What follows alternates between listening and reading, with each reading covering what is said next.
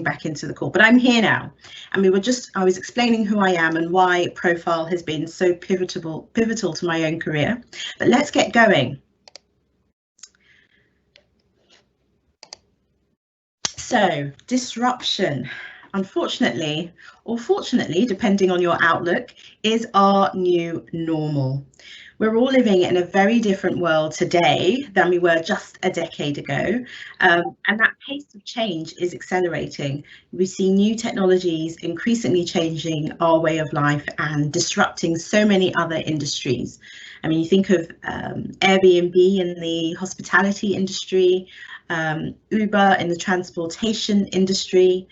I think it's true that the legal profession is one of the last industries to have experienced disruption, but it's already started. And on this slide, you would be able to see some of the things that are facing us in our profession.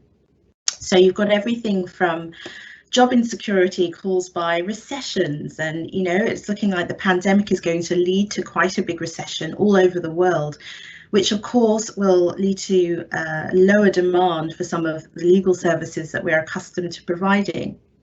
And then you've got things like technologies that are potentially replacing some of the work that lawyers traditionally used to do through automation, the use of artificial intelligence and contract reading, big data.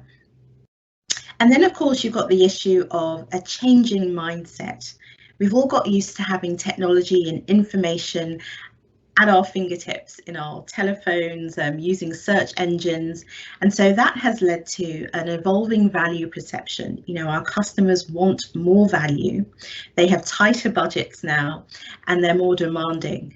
And so because of that, we have seen some alternative legal providers coming into the market, such as the Big Four or online legal providers, or indeed contract lawyers coming in and taking up jobs that were traditionally the preserve of private practice lawyers.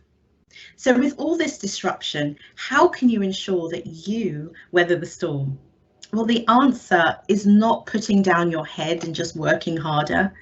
Equally, it's not about getting more qualifications. I know this might seem controversial to some of you, but it's true. And it certainly isn't thinking that you can hide behind the prestige and pedigree of a large law firm. No, the answer actually lies in you and building your own personal brand. And that's because the best thing you can do to ensure that your legal future is secure is to make a name for yourself as a well-connected, valuable and credible person in your field. People who are within that inner circle, opportunities come to them, their names come up in conversation, they make more money, and they have more fun because they're seen as experts and thought leaders, and they're irreplaceable. And the good news is that today's session is all about figuring out how you can become that person, how you can build your brand such that you are irreplaceable. So let's get started. The 3 keys to raising your profile, broadening your network, and becoming the go-to lawyer for your ideal clients are right here on this page, and it's really simple. The first is pitch, which is about differentiating yourself from the competition and being able to communicate your value, the problem that you solve for people in a really clear and compelling way. Second, we come to publish, and this is about consistently creating and distributing content so that you can become known as a thought leader and expert in your field. And then third, we have profile, which is about increasing your visibility and authority and gaining recognition from your work externally. So that might be through awards, it could be through other publications, like the who's who of lawyers, that sort of thing. They all help and work towards ensuring that you are that go-to lawyer. Any questions that you might have. So do, as they arise during the presentation, pop them into the Q&A box. And then when we finish each section, I will come to those questions and answer them for you. I can't see your questions or comments right now, unfortunately, so please do wait until we have reached the end of each section. Right, so let's get started with pitch. As I've said, this is about differentiating yourself from the competition and communicating your value in a clear and compelling. Now, just to demonstrate to you the importance of getting your pitch right, I want to play a little experiment. So imagine that you are the CEO of a large telecommunications company and you're looking for a lawyer to help you deal with a competitor who's putting out adverts and messages on social media that are damaging your brand. Now, on the next slide, I'm going to show you a choice of 2 different lawyers, and I want you to tell me which one you would choose. So here you have lawyer A. He has 10 years experience successfully representing multinational companies in litigation proceedings across a number of industries. And then you have lawyer B, who says that she also has 10 years experience successfully protecting the reputations of multinational companies through litigation and other reputation management strategies. Now, which lawyer are you going to choose? Now, I can't see your responses, of course, but I'm guessing that, like me, you would have gone for lawyer B, because she has very clearly shown that she is an expert in the field of reputation management, and that is the issue we're facing right now. We're worried about our brand being damaged by this competitor, and we want to find the perfect person with the right expertise, connections, contacts, experience to help us deal with this issue in the most efficient and effective way. And that is going to be lawyer B, because she has communicated that that's the problem she solves in a clear way.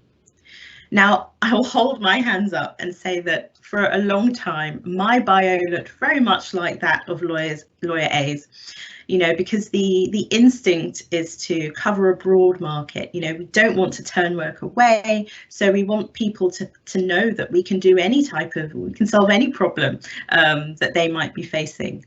But the truth is, if you try to serve everyone, then you just get lost in the noise. You don't speak to anyone and you don't stand out. So that is why the first thing you need to do when it comes to creating your compelling pitch is to find your niche. In today's interconnected digital world, where everything is online and instantaneous, more than ever, you need to stand out. You need to be known for something that you are the best, one of the best at doing. And it's much easier to grow your profile when you're able to clearly communicate a specific problem that you solve for people or companies. And focusing won't only help people find you, it will also help you in deciding how you can use your time more effectively when it comes to profile building. Because you've got a really strong niche, you'll know exactly what networking events you need to attend. You'll know exactly what legal developments you should be writing about. You're not trying to synthesize a whole realm and plethora of information, because you're really laser focused on what it is that you do and what it is that you are best at. And I would even go so far as to say that moving forward, in order to really truly protect yourself from disruption, you need to think about micro niching. So it's not just saying, I'm an energy lawyer. It's getting very specific as to who you serve, the clients that you serve, and the specific problem that you solve for them. And then really honing into something that's as much as a niche as possible that would enable you to really stand out, enable you to one day become the #1 go-to person for that particular problem. So what are the rules for figuring out what your niche is? Well, of course, it must be something you enjoy.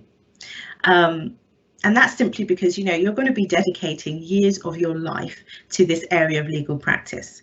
So you want to think about, is it contentious law or is it non-contentious? What are the different practice areas that, interest me? It will also be affected by your natural strengths and your own personal experiences as well.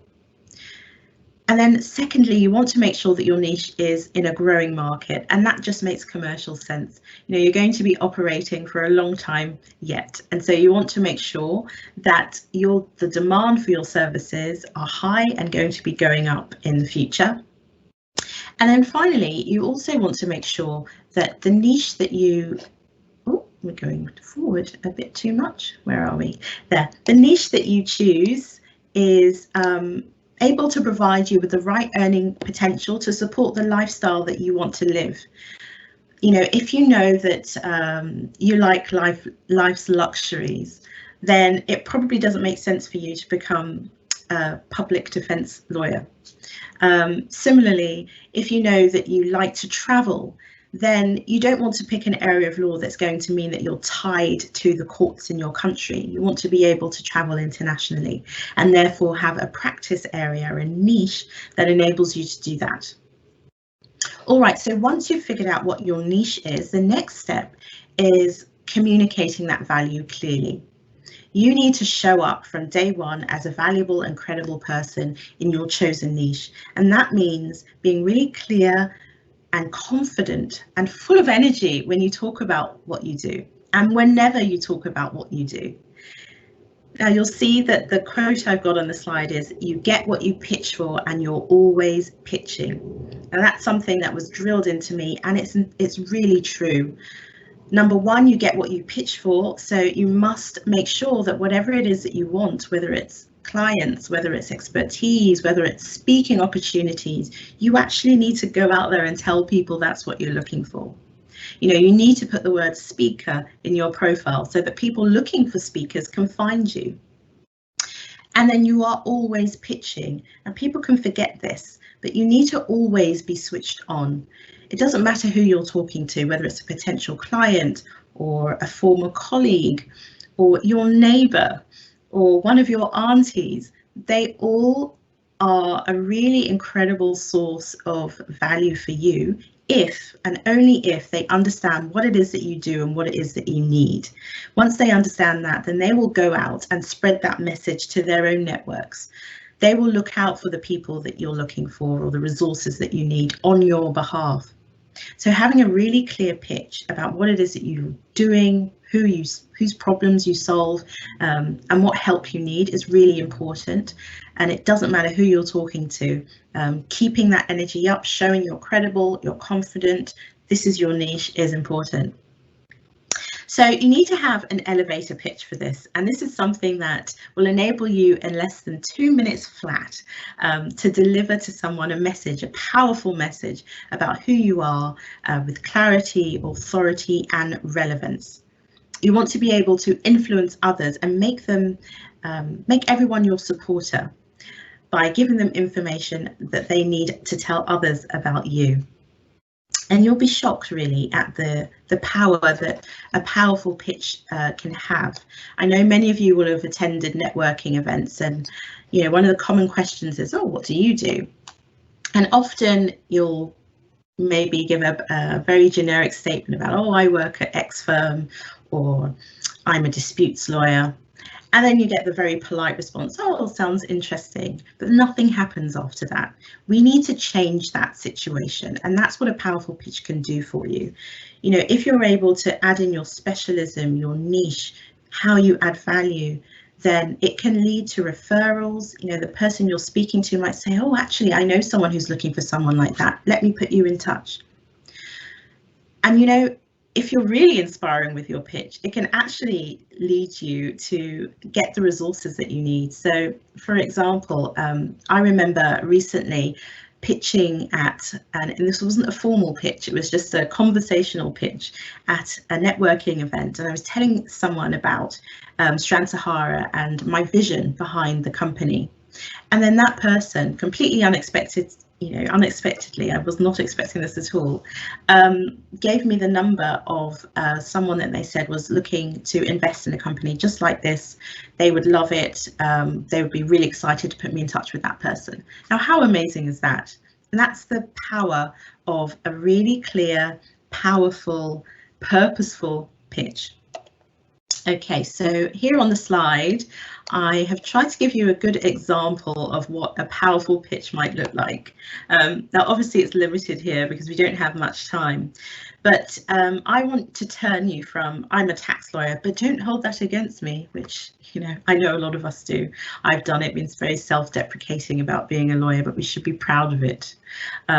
And the good version, the better version, the improved version is I'm a tax lawyer and I'm a leading expert in tax on divorce and relationship breakdown for wealthy families. I typically save separating couples hundreds of thousands in tax. Now, if you heard that pitch, you would remember it. If you came across someone who was going through relationship breakdown and needed advice on the best way to separate their assets, you would go to this person. You would find that card and you would recommend them. Now, I know some of you might be thinking, wow, this is super niche. And the truth is, it is. Now, that doesn't mean that you only ever work for people who fit that mold. It's about your target. You'll always get opportunities to work in a market wider than your target, but you should only ever market to your target. And that's just because it makes a really clear message that people will remember, they'll remember you, and they'll make those referrals that are important for building your profile and helping you stand out from the crowd. So as I mentioned, publishing is about creating and distributing valuable content in order to become a thought leader and expert in your field or your chosen niche. My question for you is, do you create and distribute content on a consistent basis? If not, you really should consider doing so. Creating free, valuable content is one of the best ways, really, to build credibility and gain name recognition. Published content creates ownership and authority over your chosen niche. And moreover, the very process of writing itself makes you smarter than most in your field because it sharpens your communication skills.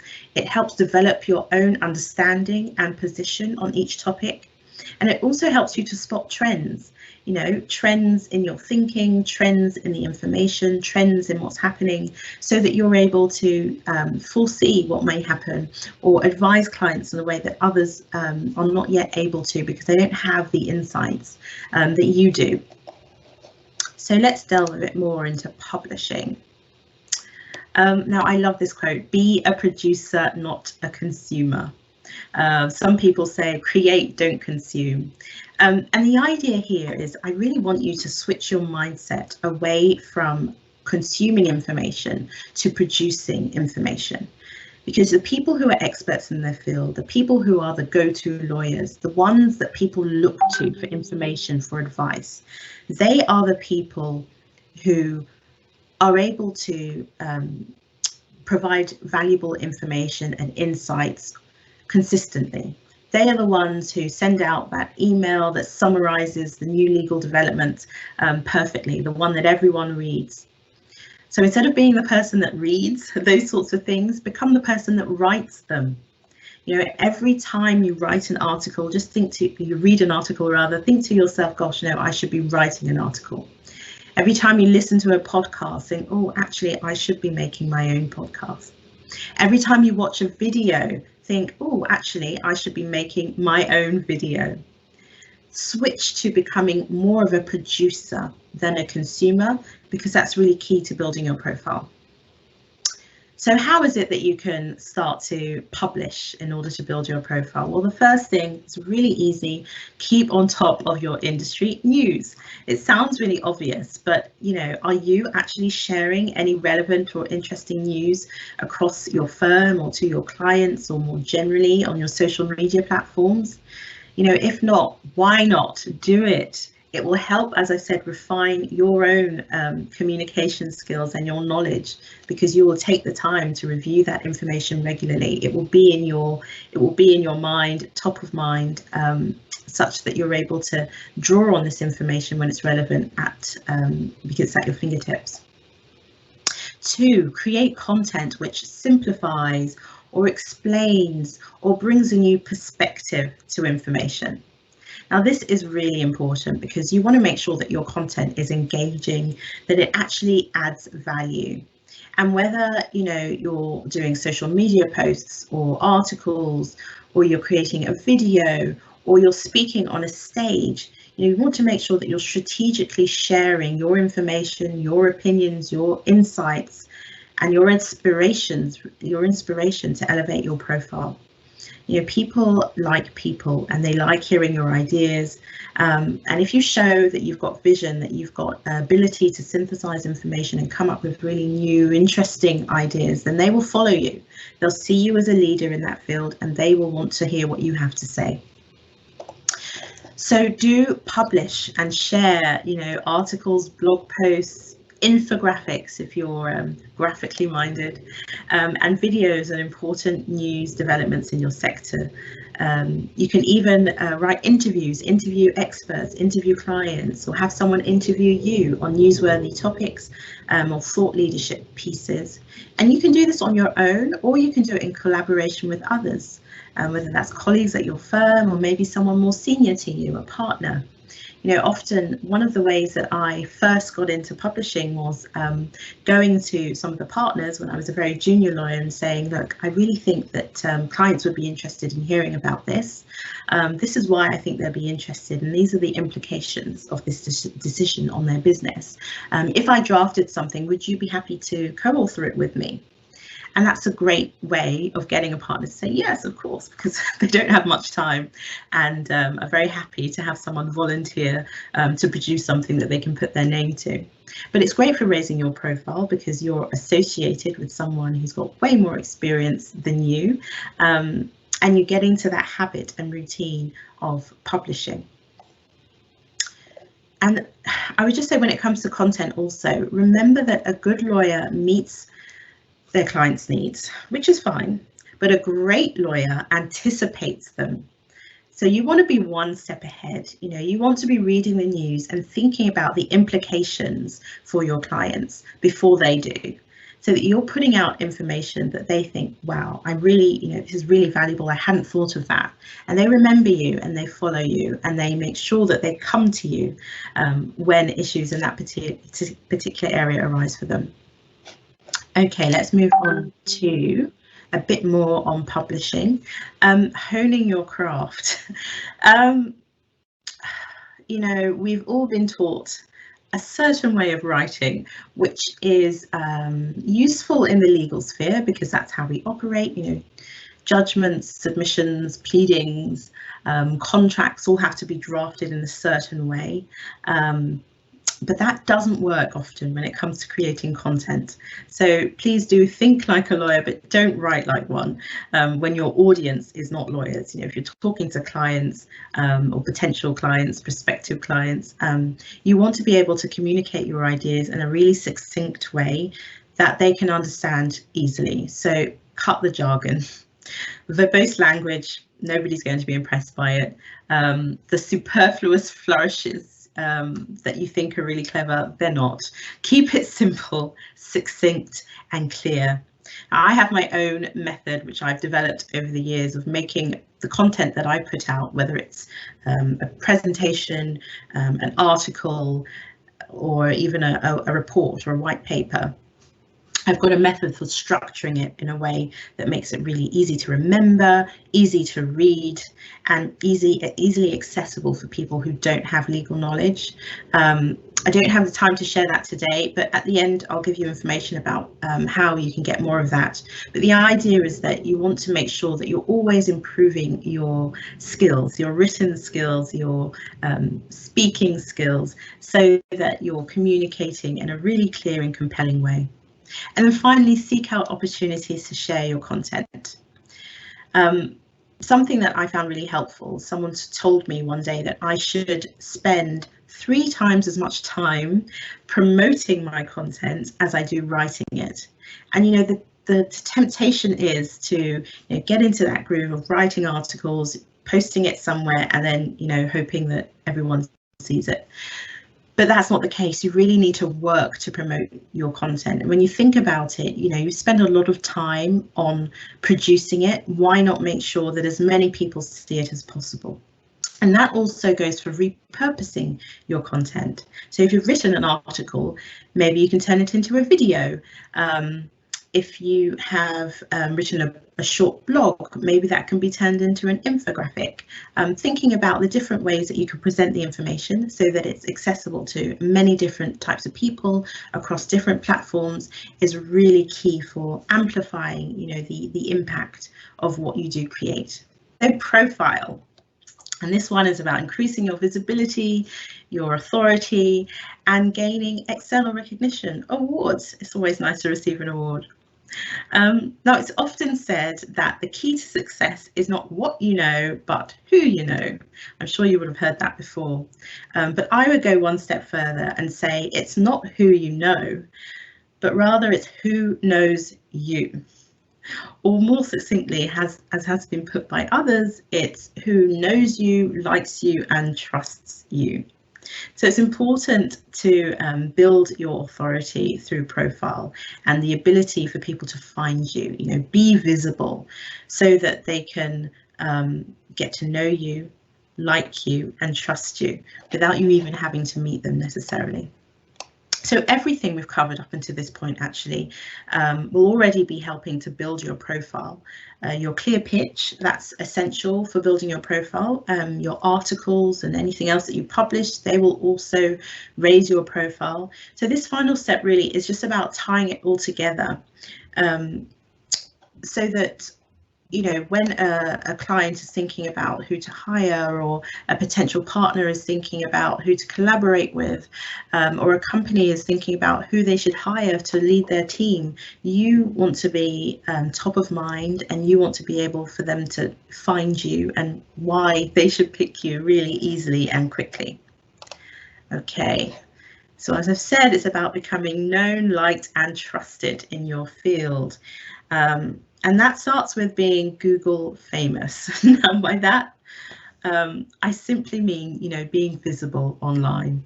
There's really no excuse for being invisible online nowadays. Many people say, they go so far as to say that you are who Google says you are. So when someone does a search for your name, what comes up? Really police that. Make it your business to make sure that you come up on the first results page. Because you are the one that's in control of your online profile, and it's your responsibility to create a powerful online presence. And you can do it really easily using social media and also the traditional media.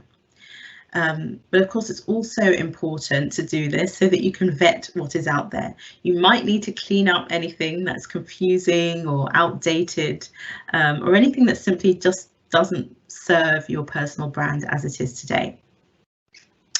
So the things that you can do to help yourself become Google famous are things like building out your social media profiles, because people like LinkedIn and Facebook with Instagram and Twitter, they've spent a lot of money on making sure that whenever someone searches for someone's name, their sites come up first. So it's really easy for you to make sure you're on that first page if you build a LinkedIn profile, for example, and that you make sure it's updated, it's got regular content that you're publishing and sharing on it, liking other people's posts, interacting with other people, as we've already talked about. And also seek out other opportunities for personal branding, in addition to publishing content. So these might be things like speaking at conferences. It might be delivering training to clients or more junior lawyers or lawyers in another practice area. It means taking leadership roles in associations that are relevant to your practice area, or if there isn't one, building that association. And then secondly, you need to build up your networks to really enhance your profile. So expanding your network, it's a must really. That's the way that people are going to find you most easily. So find opportunities to mingle with potential clients on a regular basis. That can be at seminars, at conferences, at parties, those sorts of things. Of course, now it's it's different. We can't go out and see people face to face, but a lot of people are at home and they're online. So use the opportunity to provide content for them, whether it might be doing something like this, providing a training session, or simply just connecting with them on LinkedIn and seeing how they're doing. A lot of people use LinkedIn to sell all the time, and actually that can turn people off. If you use it to connect on a human level, people generally like that. So I've already mentioned you can also join or become an active member of an association in your industry or practice area, but that's another great way of building up your networks. And don't be greedy. Bring your colleagues in on your relationships as well. Link your contacts with colleagues from other practice areas. Because you never know when they're going to need that level of different expertise, and they'll always remember you if you're the person that's recommending great people to them all the time. By helping other people, you often help yourself, so don't be shy to do that. On the next slide, I've just earlier today I screenshotted what comes up when I Google my own name. And you'll see that first off comes my personal website, which is great because I want people to look at what I've written about myself rather than what others have written about me. But then it's LinkedIn. So you'll see, LinkedIn really do a lot of work on SEO to make sure they're right up there. So making sure that your LinkedIn profile is, presenting a really compelling picture of who it is that you are and what you do. It's got your pitch, it's got videos, it's got other sorts of content that help people to get to know you. Then we've got Strand Sahara, the business. Next come Diversity Legal Awards. So this was an award that I won last year. So you'll see immediately if someone was to look me up, they'll say, oh, okay, when she says she's award winning, she's not lying, which is helpful. And then I've got a profile on ICLG, which is a legal journal service. So that's because I've been putting out lots of content and some for them. They've got great SEO, it seems. And then we've got Twitter, again, social media, they know what they're doing. Then Google puts up the images. And so again, you want to just check that, see what's out there, make sure people aren't tagging you in unflattering images or images that don't quite project what you want the world to see about you. What's next? Global Legal Insight. So again, a profile based on some of the work that I've been publishing. Hogan Lovells, my previous firm, something I published there. And then finally, something about the MBA SBL conference. Okay, so that was what I did last year that I mentioned. And so this is just, two screenshots of the first sort of things that come up on the first page. But you'll want to just go through, check the first maybe 3 pages, see what comes up, make sure it's serving you, and do what you can to ensure that as many different platforms and companies as possible have information about you, because it all comes up on Google. All right, so we've come to the end of the presentation. And as you've heard, these are the 3 keys. It's about pitching compellingly in relation to a specific niche that you can own, publishing, which is all about getting your ideas, your insights, your content out there, showing people the value that you offer, and consistently showing up as an expert, a thought leader. And then finally, profile, which is tying it all together by making sure that you show up online as you want the world to see you. They can find you easily. They can stalk you if they want, because you've got lots of content available and you've got lots of sources of your authority and credibility showing up. What I didn't mention, actually, which I'll add quickly, is the ability to really amplify your profile by seeking external recognition through awards and the like. Don't be shy to speak to your managers, your partners, your clients about your work, and tell them you're actively raising your profile. You'd be really grateful for a testimonial, for a recommendation, something you might share on your LinkedIn page, or you'd be grateful if they keep you in mind when they're contacted by the people who contact clients to ask about rankings for chambers and partners and that sort of thing. These all help, and people are more than happy to do it if you genuinely have helped them and have provided a good content. Okay, so yes, a number of you have asked about slides and also more information. Obviously, we've only had a limited period of time today, and so I've had to whiz through everything, but I've had a lot of feedback since putting information about this course out on LinkedIn from people who want more help with this. You know, they actually want to get more help with crafting their pitch, figuring out what niche they should go into, help with structuring their content. You know, how do you make it really compelling and easy to understand and memorable?